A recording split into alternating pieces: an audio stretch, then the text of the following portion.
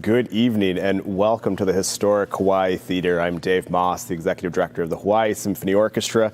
It's Tuesday, it's 7:30 p.m., so you're tuning in live for Tuning Up with... Hello, I'm Iggy. And Dave. Tuning Up with Iggy and Dave. It's so great to have you all with us here on Tuesday, the second episode in season 2. Spring semester. Spring semester, yes. Iggy, we have a very special guest this evening. Yes, let's get right to it. Right to it. I actually don't talk to you that much because you're sitting across the aisle in the orchestra. And so tonight, just like all of you here, will be the opportunity to get to know you better. We are very, very happy to welcome Josh Nakazawa.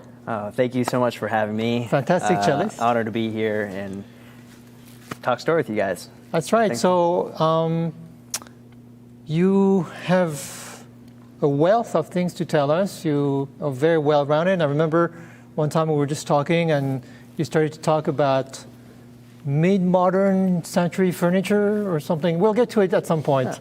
Yeah. You had some advice for myself as I was going shopping at a furniture store. But anyway, I feel like I'm the oldest person on stage, and every time because Dave is so young, you're so young. I feel like I can be the father of them all. Josh, before you look Hawaii, so young. You look like you're my brother. I know what you're talking about. Before Hawaii, he looks younger every week. I look older every week. There's the because one of us between Dave and I. You got a very hard job, though, so it's probably that's right. It's probably one of them. One of us works a lot more than the other. You actually look like you could be from here, from Hawaii. Mm-hmm. Hapa, I'm guessing. Yeah, I get that a lot. Yeah. And we had a guest a few weeks ago, I think, Elena. Before you get to your story, just curious. My sister-in-law lives in Boston, which is, I guess, where you grew up. When you grew up as a kid? Yeah, I grew up in Boston. I grew up in Cambridge, actually. My father was going to school there. And he was a student? He was a student. Mm-hmm. So I grew up in, student housing in Cambridge. And I was originally born in New York and then moved when I was very young to Cambridge. And I loved growing up there. And I was influenced by music a lot. My mother was a flute teacher, or is a flute teacher. She's been a flute teacher for as long as I can remember. And, she would take me a lot to her. She played in some regional orchestras, and she would take me around there while my father was in school. So I'm sorry, when did you move to Boston from New York? Oh, I must have been like 2 and a half, super young. Yeah. And your dad was majoring in what field? Architecture. Okay, very good. Yeah. And so, having a mother who's a flute teacher, how do you end up with the cello? Oh, well, I guess there are a lot of influences, but she would take me to her evening rehearsals, and I would, I guess, sit near the cello section during that time, and I think they were all very nice to me. I mean, I was so young, the memories are very vague, because I started when I was like 4 years old, right? So by choice? So I've been told. Oh. That I started by choice, but I have a vague memory of like the cello section and just like having a good time with them there, and then like them saying like, you don't want to play the cello, and then that made me really want to play the cello even more. Do you have any siblings? I don't. I'm an only child. Okay. Yeah. And so you started at 4. Yeah. What is it? Of course, I would say that as a violinist. What is it that you find in the cello that you can't find in the violin? Or the viola? Is this a riddle? It's an open-ended question. There's no riddle to it. Oh, okay. What can I find, like, literally inside of the cello? Or more air? More air. There you go. There's the answer. Yeah. No, I guess I'm saying it's something about the voice, the quality of the voice that maybe is more palatable to you than a violin?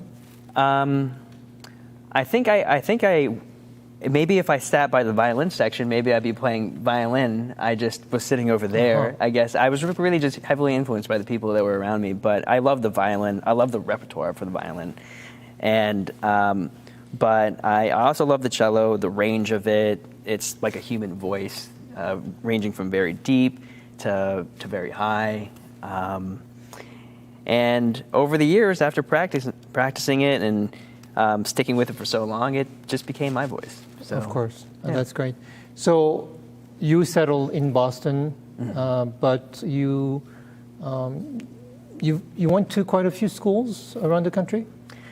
I did.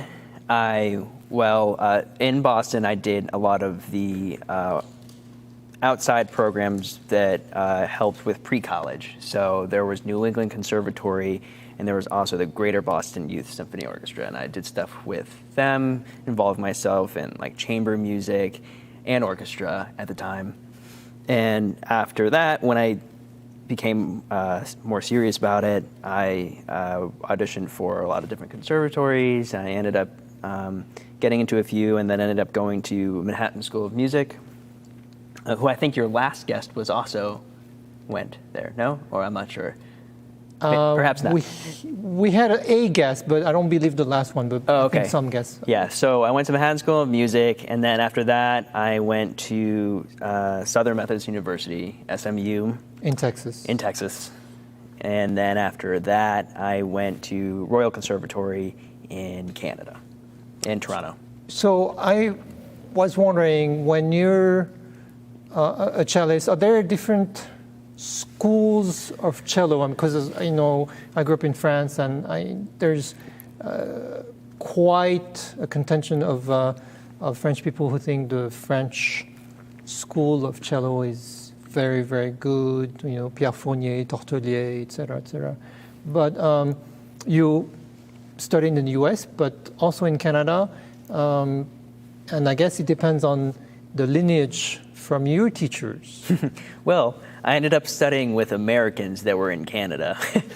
But aside from that, no, there are so many different pedagogies out there. And I think part of being a student is going out there and combining and learning from all the different pedagogies and kind of formulating what speaks to you, right? And becoming your own musician.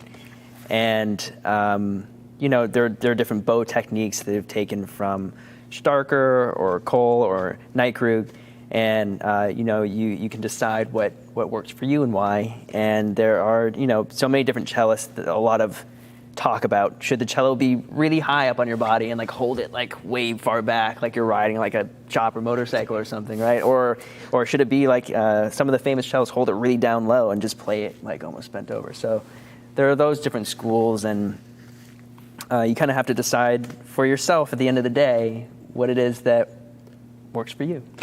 So, you seem, quite young, but I'm just curious, because you're very ebullient, always, cheerful personality. Were you always like that growing up, at home, at school, inside the home? Were you a well-behaved young boy, or did you get in trouble, or? I guess we all have our ups and downs. Tell us. I had very supportive parents all the way through.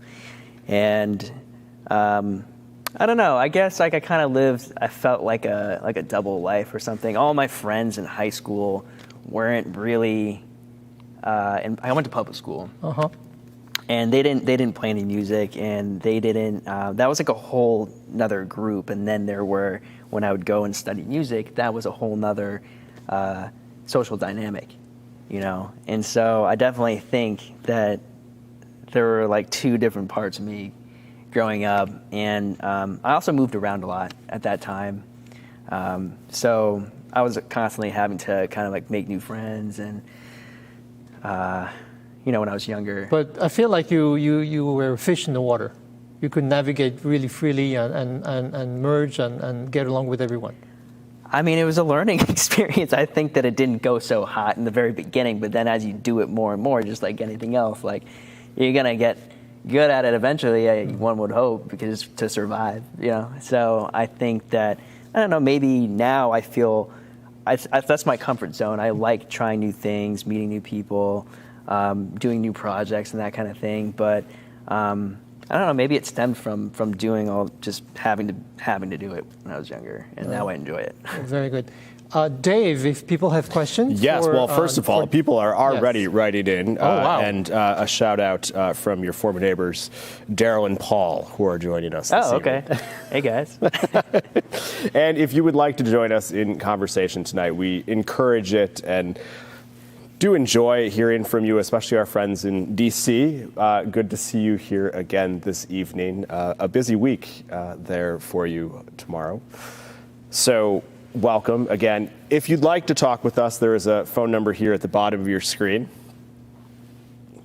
in which you can text, and we will get those messages, and happy to answer questions, and always good to hear from you. Dave, I'm curious, what kind of young man or young boy were you when you were growing up? So I'll tell you that every time we have a guest come on the show, we don't do a whole lot of preparation, but the one thing we do ask is there anything you don't want to talk about? Iggy and I have never had this conversation. Obviously not. No, I was a very well-balanced child. We'll leave it at that. Yeah. All right. Yes. I want to ask about Toronto. Yeah. It's one of my favorite cities. Me too. Yeah. What was your favorite part about living there? Ooh. I used to live in New York before that. Yeah. And New York, it's just so many people there. It's, they say that it's like a melting pot. But every culture is kind of living in their own little area within New York, whereas Toronto, it really is the melting pot. Everybody's living together, and everybody's getting along, and I just love that about Toronto, how everybody's really just completely living, just intermingling with each other. And I also love the fact how the city's laid out. It's bikeable. You can just bike from one side to the other side. You can also just go underground because most of the city is underground. So in the wintertime, you don't have to go. You can just use the tunnels, which are lined with stores and restaurants and whatnot. And the music professionals there are really fantastic. I love all the music professionals out there and how they really take an interest in cultivating their students in a way that's really productive, and they really take students under their wing and treat them almost as equals. Mm-hmm. And in that sense, in the culture there, it really encourages the student in a different way, which in some other experiences it's been like my way or the highway, like I'm like the greatest and you better bow down kind of like sentiment. But there, that respect is still there for the teacher because of how much they've accomplished, yet they take you in a way that you can experience, professional life so that you're really ready for it. Yeah. That's really interesting that you've picked up on that. That's something also that I've noticed from the colleagues that I have in Toronto is that the next generation is so important, and it's almost this collaborative nature between the generations of performers there, and just also the diversity of types of music and types of ensembles. It's probably doesn't come as a surprise that Toffle music there in Toronto is just one of the fascinating ensembles that I had the chance to work with. I kind of want to share this story because I think the reason why I play music came from experience I had in Canada. I was playing with the National Arts Centre Orchestra as their kind of like intern, I guess. And they have this series where they perform nationalistic music. And they have like a Canadian composer, contemporary composer, play something based on a specific theme, and the theme was women's suffrage in Canada.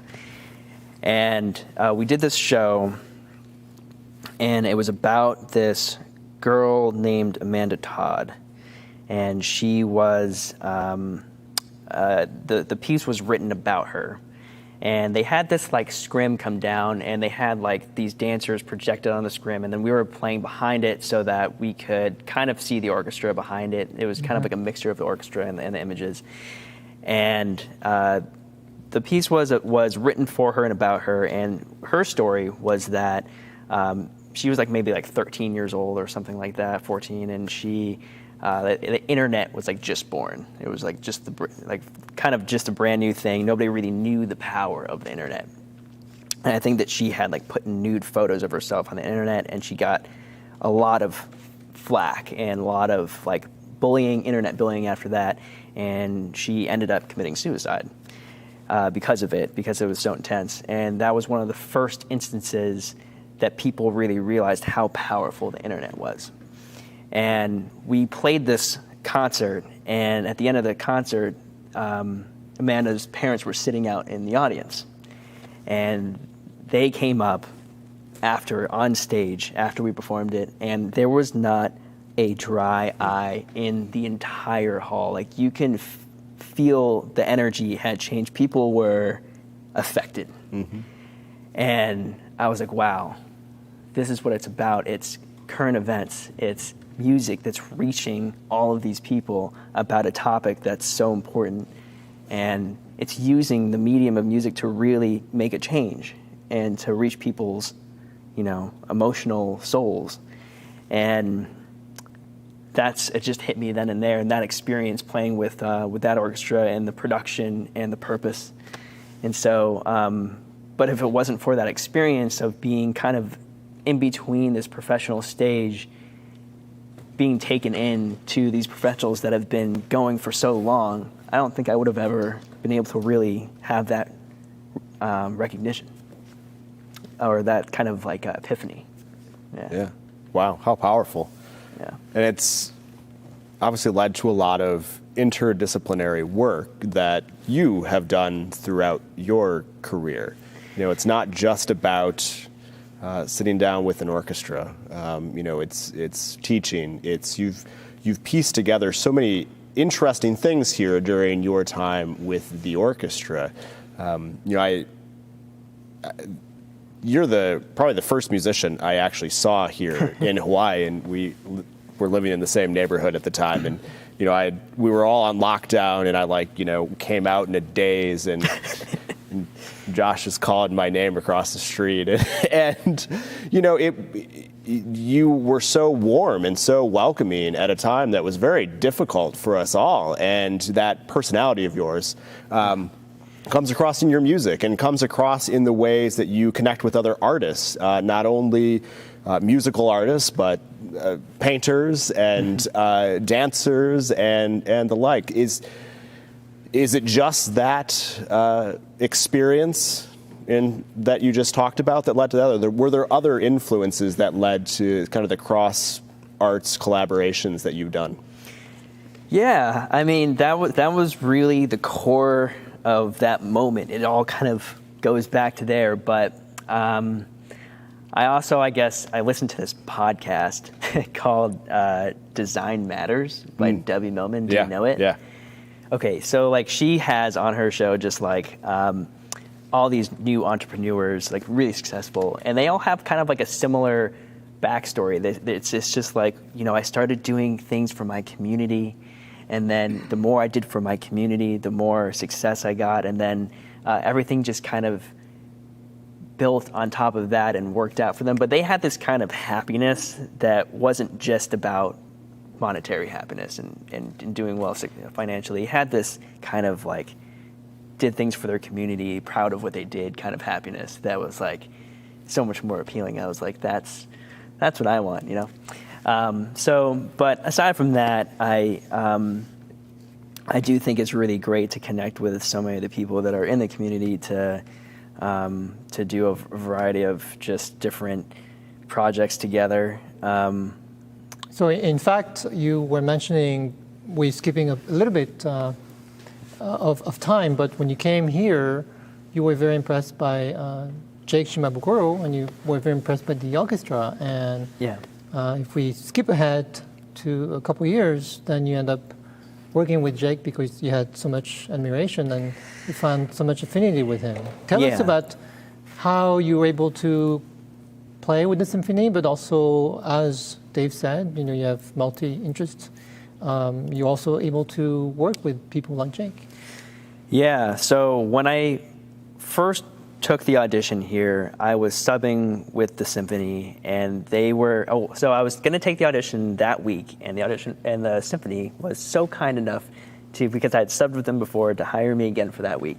And that week, Jake Shimabukuro was premiering his ukulele concerto with the symphony. That Byron Yasui was composing. That Byron Yasui composed, and I was blown away. It was the first time I had heard him play, and I fell in love. It was just incredible to me. And I was so moved, and that very next day, I won the job with the symphony. And I was like, yes, maybe I'll get to play with Jake one day. But it just so happened to worked out. He had arrangements for cello that he wanted to play. I was, I guess, the new young cellist guy here, and he had friends. We had mutual friends that went back to Boston, that we both knew that it worked out that way, and we got to play together. And he has been everything, a good friend, a mentor, a colleague. He's been everything. But in the mentorship, so much more so, because he really opened up my just classical acoustic instrument, live, not mic'd world to just a whole other side of music that I had never seen before, that I didn't even know was really possible. And the fact that he can cross genres so easily and play on both sides of the field was really appealing to me. And the way that he interacts with so many people, bringing people into the project that he does, was an inspiration for me. And also, the possibilities of how to now make your cello, all the different gear you can use for it to get it to sound the way you want it to sound, and to record the way you want to record, and the process behind that. And also just introductions to a lot of really great people in the community too, that have helped me carry me along the way and performing in different areas. So I think that he was really a monumental bridge into opening up to different people. The symphony just played with Ron Artis, and I remember I had met Ron Artis through Jake, through the very first concert we played together. He sang, and I heard his voice, and I was like, we all were. Yeah, just totally moved. And the musical community here, before him, I was kind of just doing a lot in the classical realm, and then meeting all of these other artists that were already in the community that have been doing things forever that were incredible. It was so exciting to kind of be able to work with them now. And Dave, with Jake and Josh playing, that was one of your first opportunity to open your viola case and join the band. It's the one Tell opportunity. Us about that. It's the one opportunity that I've actually had to open, as you said, to open my viola case and play. And Josh and Jake invited me to sit on a show that you guys were doing at Blue Note. I want to say that was probably back in May, June.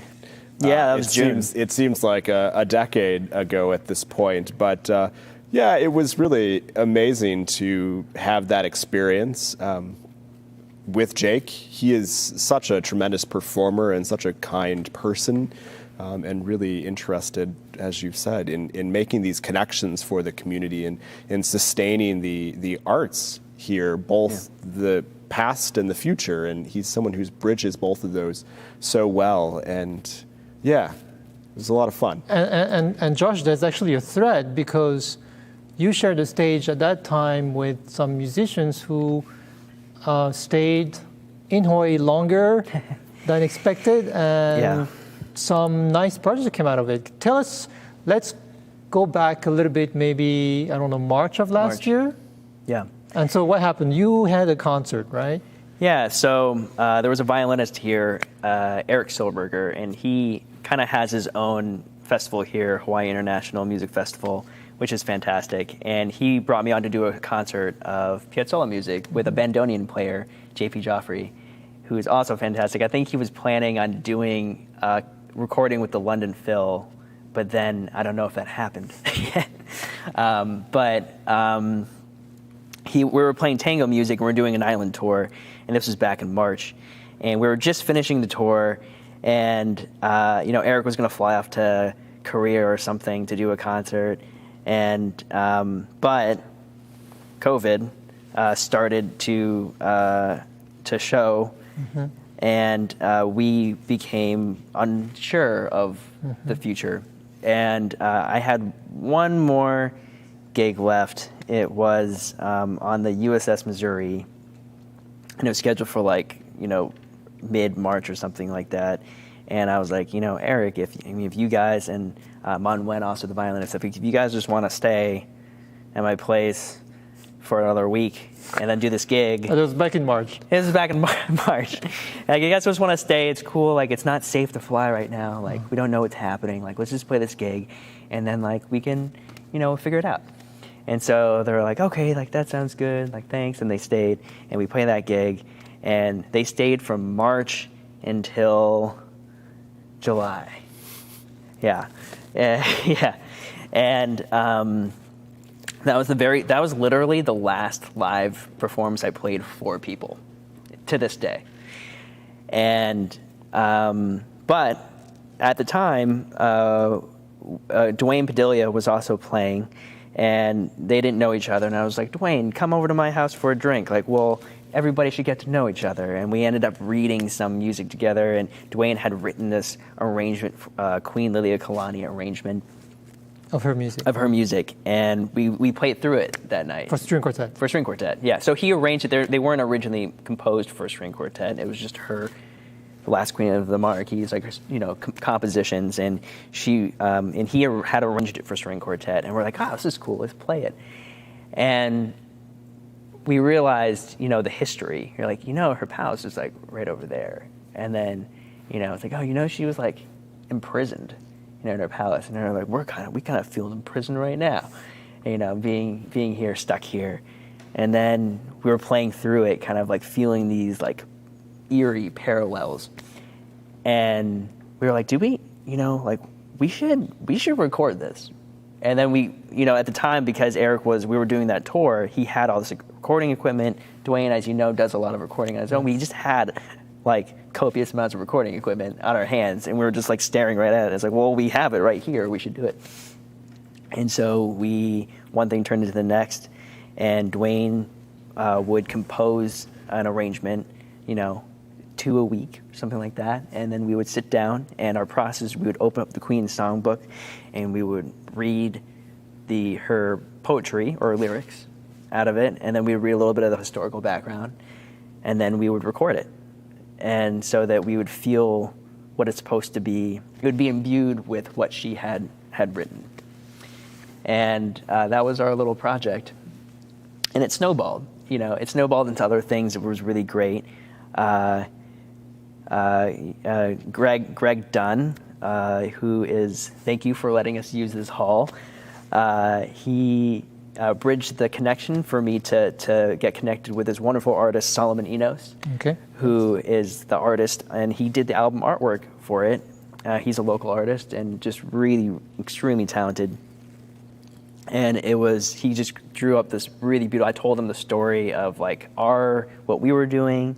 And then, the depiction of the cover almost looks like the creation of life through Hawaii in the story, if you look from the bottom to the top. And it was just, we commissioned him to do the cover for that.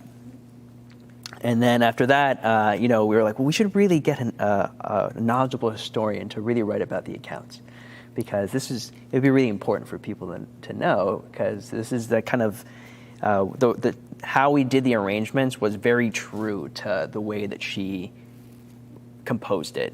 It's very just, it's trying not to embellish it too much, And we're like kind of like, there is I think the Hawaii Symphony members did make another recording with it, and it was really beautiful, but it also had like harp and some other elements in it. Were you on that recording? I don't believe so, but you had another famous arranger, I think, Alexander Pena, who's done a lot of arrangement, and the symphony has done a lot of his arrangements. But but those that you did were from Dwayne, and he tried to be closer to just core. Like the core,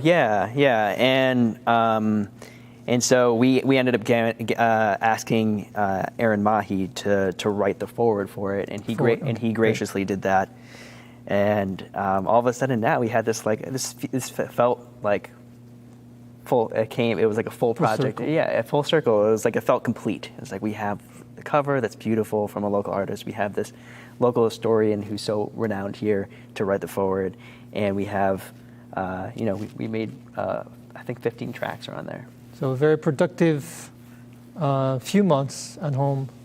And so you mentioned Greg Dunn of the Hawaii Theater. We came today, I came a little early, you were already here. You were doing some maybe recordings for other projects. Tell us about your... Can I ask a question yes, please, first? sorry, yeah, Dave. absolutely, because this is a good segue, and I want to make sure we're getting through many of these questions here. And people have been asking about the quiz question as well, because we are drinking a wonderful unnamed Syrah tonight that we would love to share with you, and we'd love to come up with a quiz question in the next 29 minutes. So we will be doing that shortly here. But first, a question from your barber, Jordan. Okay. I guess that's like the barber of Seville. Will you be teaching cello to the next generation of musicians? And if yes, how can we sign up? Very great question. This actually segues into what Iggy was talking about. Well, yeah, we planned this. Oh, okay. So my latest project is that the past 9 months I developed a teaching program, and I had seen a lot of really great content online about cello, learning the cello online, and there's always some tidbits about, what do you do with the bow or vibrato? But the program that I'm coming up with that will be released at the end of February is a full-fledged program that starts from you don't have to know anything about the cello, and then in 4 months you can play the Bach cello suite of the prelude of the very first suite. And what key is that? G major. Do, da, da, da, da, da, da, da, da. Yes. Very good.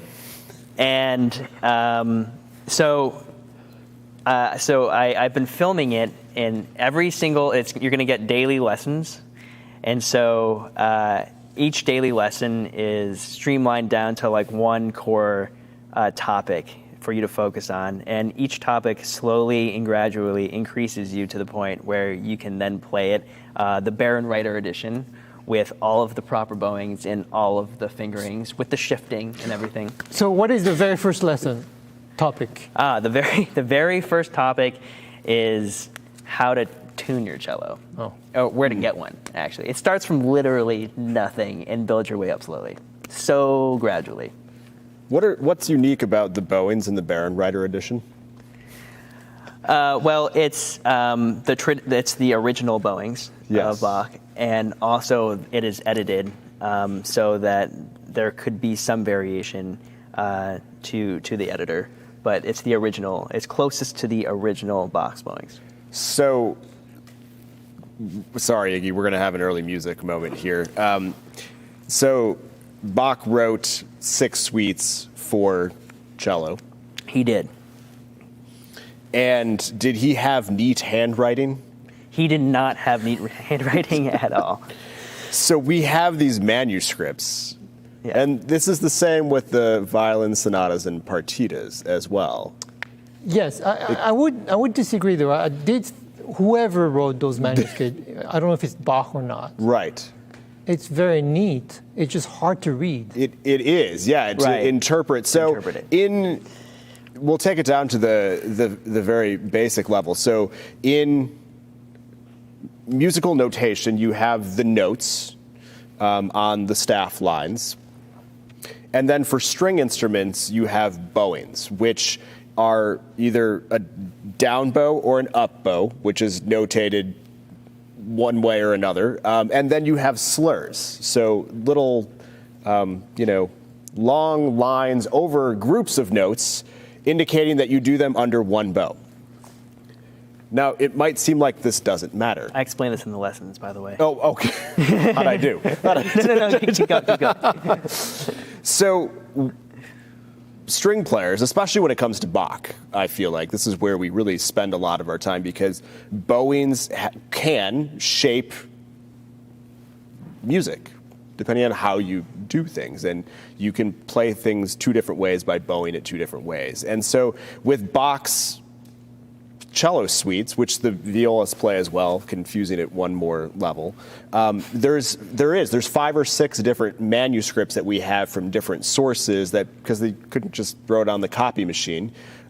So we have all of these different editions going back to Bach's time and shortly after there, that cellists and violists and violinists painstakingly go over to try to replicate either what Bach wanted or throwing caution to the wind and coming up with their own interpretation of what the bowings could be. Mm-hmm. Do you have a question? Excuse me. Was that a question? I don't. No question. Yeah, no. So that's true. And, based on where you put the bowings, like what groupings you play the notes, certain ones are brought out. And so that will change the phrase completely, and it will change essentially the entire meaning emotionally of the piece. And so it's really important to choose your bowings wisely according to, I guess, what you believe as being the message behind the piece. And also the bows during Bach's time were different than today's time. So today's bows are made so that you can sustain, and the down bow or the up bow will sound equally strong. Whereas in Bach's time, the down bow was much stronger, and so very often in Bach's music it's more da bum ba bum bum do bum. So, there are different interpretations. Maybe, Dave, my view is I looked at how people who do period performance do it. I could never do something like that myself, because my eyes are through the lenses of the modern centuries, and it's impossible to reject or deny my own heritage and my own history of what I've seen. Also the other point that I wanted to make is that if you talk to a number of experts of those times, the period instrument experts, they don't always come to an agreement. Dave, would you care to expand on that, please? I completely agree.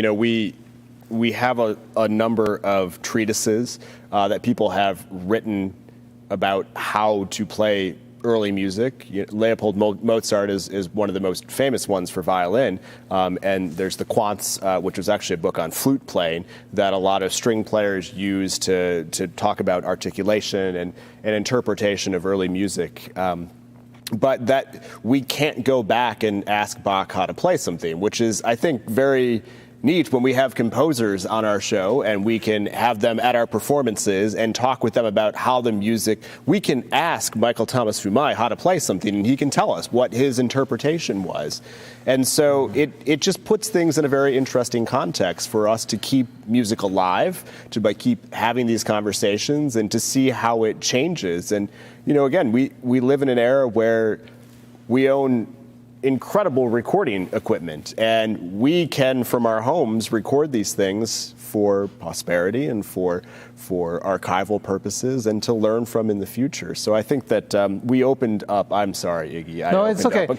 One last point, though, because we're getting very technical. But yes. We're chasing butterflies. Josh, like for violin, for instance, you have the original manuscript, and then you have some amazing godlike figures, like Henrik Schering or Heifetz, and they play Bach a certain way, and so they almost establish a norm because you hear, Schering play, you hear Grumiaux play Bach, and then everyone plays in that similar style. So much so that if someone else says, no, I'm going to play my own way, then it's not as much accepted. I think it's only within the last 10, 15 years that they kind of purify this sort of a romanticized way of playing Baroque music. I don't know who does the editing in Bach. Was Leonard Rose involved in the Bach?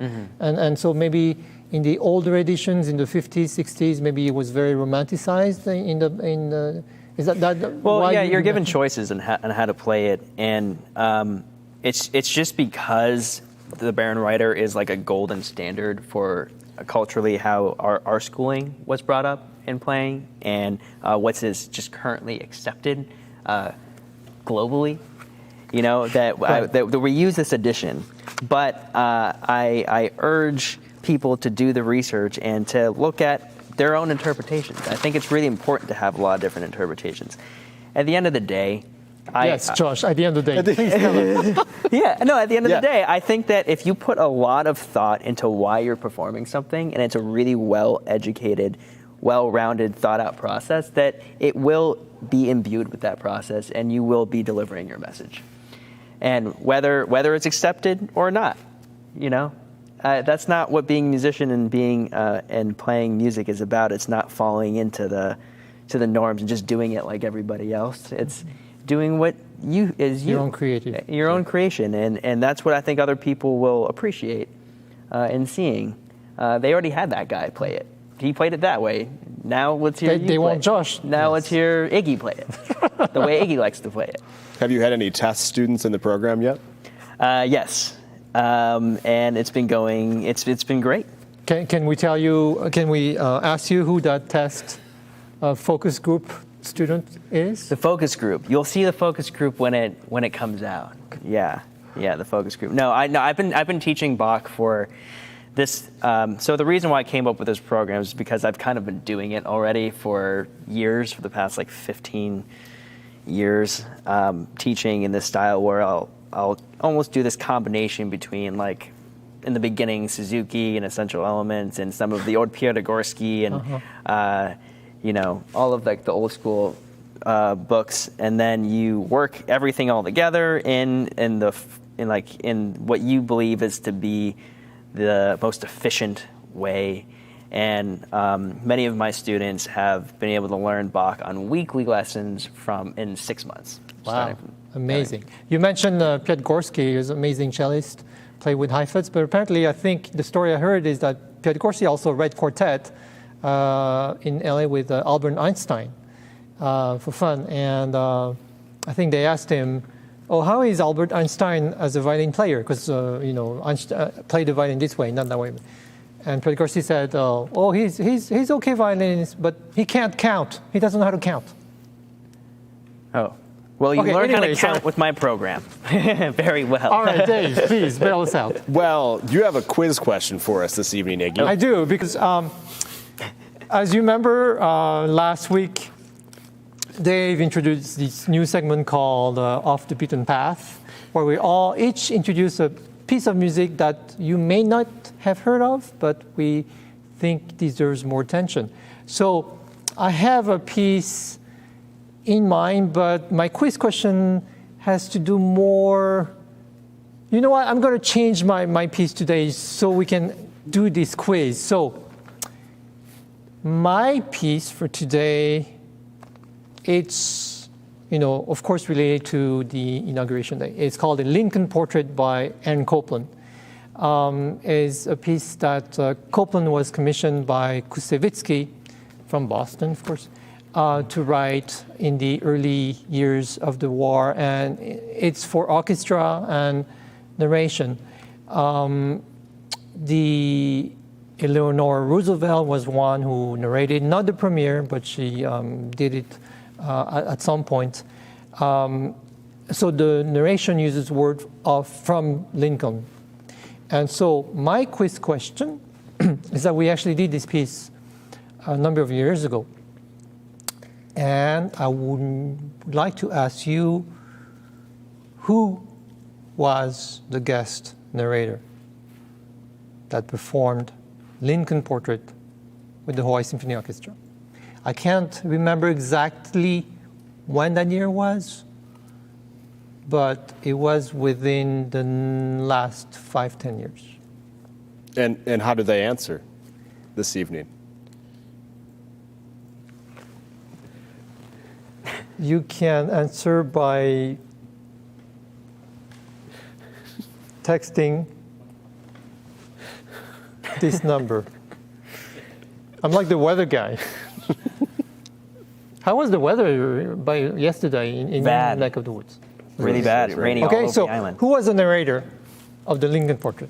Dave, what piece did you select for us? So I was not able to narrow it down to one piece. And this goes back, I think I shared last week, I'm reading this wonderful book by Amanda Beers on the forgotten women of classical music. And it starts way back at the beginning. And this past week, I dove into a composer that I knew very little about her history, but I had heard a lot of her music, and it was really fascinating to learn about this composer. Her name is Barbara Strozzi, and she was born in 1619. She's a Venetian composer. Venetian history at that time is not too kind to women creatives. Creativity was often risque, I will call it, and part of culture in Venetian life. And when you look at her male contemporaries of that time, we have very few remaining works from them. They weren't very widely published, even though that was the hub of printing and technology at that time.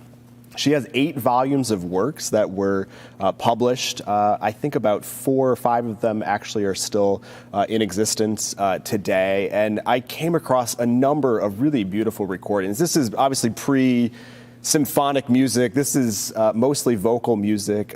She was the first composer to publish a cantata. We think of Bach as being the kind of the origin of the cantatas, but Strozzi actually had written a cantata and published it long before Bach did. So, did you say 1619? 1619. Yeah, born in Venice. Yeah. So one thing that we did last week is we were putting up some of these recordings on our website, and we've actually had a couple of requests here this evening to put up some of the things we've been talking about already, the programs with Josh and the programs with all the other ones we've talked about here this evening. So we'll add some of my favorites on there and then add what are your choices for this evening. That's great. And Josh, did you have a piece? I'm going to have to go with the Ligeti Cello Sonata. And I performed that when I was in college. And I had a different cello at the time then. And the piece was written for a cellist that was from Budapest, going to the Budapest Conservatory at the time. And the current cello that I have now was from Pest, actually, before it became Budapest. But now that I have this cello that was written for a cellist from that region, I think it would be kind of fun to play the composition again Absolutely. with this instrument. Wow. Yeah. Just a silly question. Violins are sold for, I don't know, X amount of dollars. Is a cello more expensive because it's bigger? I don't think so. I think that I do. Are they? I think it is. There are, Really? violin, cello, small price, big price. Is what I heard. Really, I didn't. Well, maybe not. But basses, because basses aren't in that field, I think, or are No. We're not. they? I think the talking most about expensive instrument is a viola, actually. Okay, so we're talking violin, Stradivarius, Cornell. Okay, this is off. Okay. That doesn't belong there. But I think in general, Okay. cello can be very expensive. The older you go, the more rare it is, I guess. it just becomes a rarity, right? Dave, you've actually been very lucky to have had some very nice violas. I have. I've had the opportunity to play on a number of very nice instruments. I played on a Grancino for a while and was very fortunate to have that experience and learned a lot playing that instrument and took that to, the other instruments that I played on as well. Sorry. It's kind of a silly question again, but what makes a great viola a great viola? I mean, is it the volume, the silkiness, the timbre? The player. Yeah, I was like, is this a joke? No. I think what makes so the viola is the wrong size. So in order for a viola to be acoustically correct, it would have to be it's unplayable on the shoulder.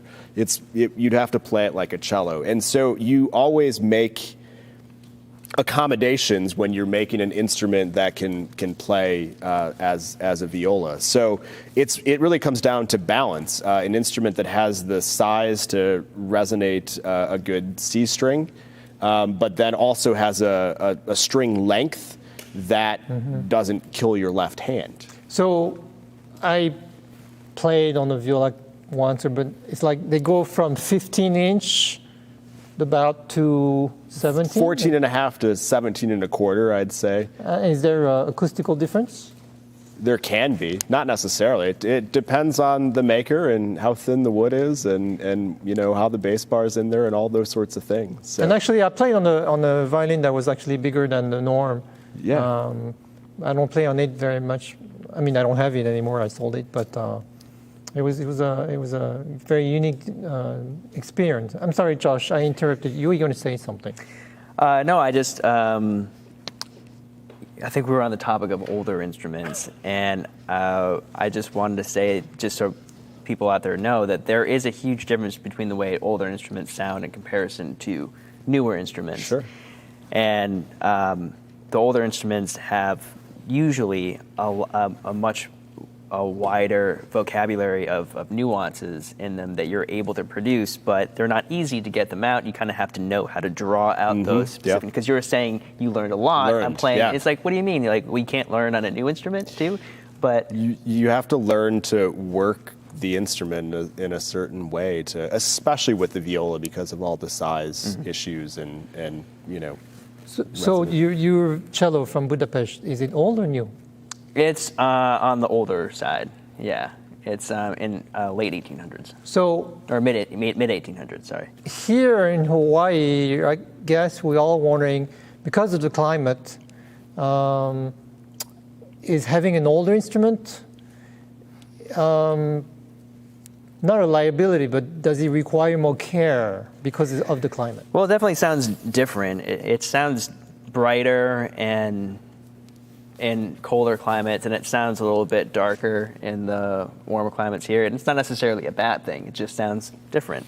And one thing that was interesting living on the East Coast was that because it fluctuates so much, right, to be on the mainland, you kind of constantly have to be doing things to it to keep it sounding like the same. Whereas Hawaii, it's like, okay, it might sound, might not have any control over the way it sounds, but it's at a constant. Right. Absolutely. So, there are ups and downs in terms of controlling the way your instrument sounds. Did you have a piece this evening, Iggy? The Lincoln Portrait. The Lincoln, that is your piece. That is my piece. Oh, okay, wonderful. I changed at the last minute. I see. I'm going to save my piece that I had for today for next week or maybe a couple weeks. I have a stockpile of pieces. So. Oh, good. Yeah. Good. Yeah. We don't have a winner yet, do we? Well, I don't know the answers, so it's hard for me to tell. So,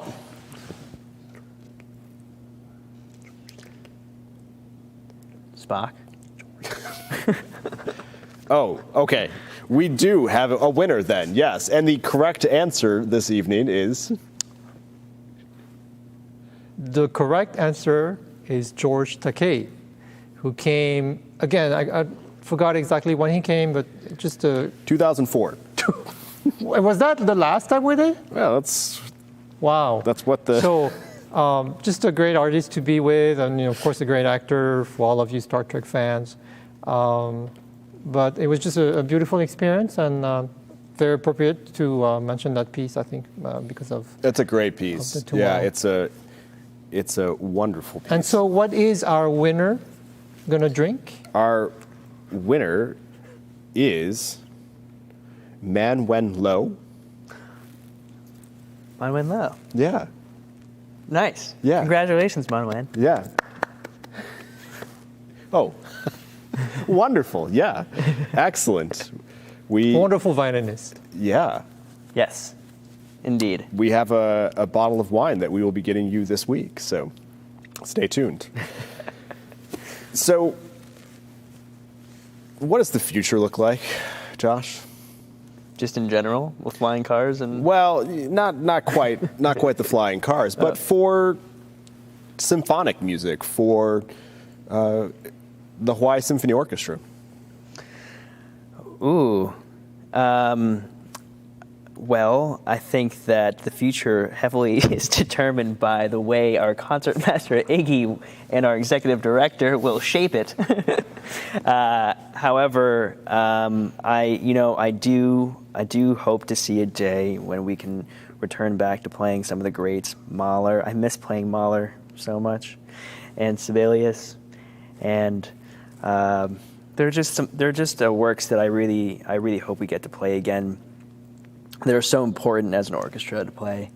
I think that it's also exciting that the symphony, we've been embarking on some journeys with local artists, such as Ron Artis, who I really enjoyed that show, and I think it's also really important to collaborate with people who are playing here, and it's what makes Hawaii special. Every city has something special about it, and some of the local artists here are what makes this place special, and I think it's great that we're playing with them. And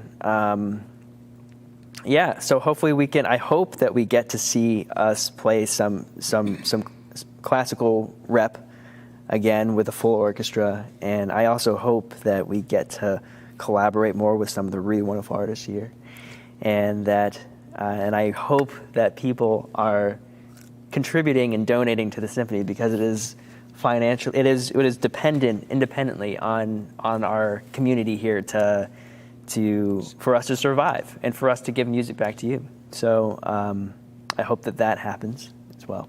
Yeah. Well, we are actively working to get the entire orchestra back to the stage in a safe way, and the rainy season is upon us here, but I'm hopeful. Sorry to my family who's in Chicago and hearing me talk about the terrible weather.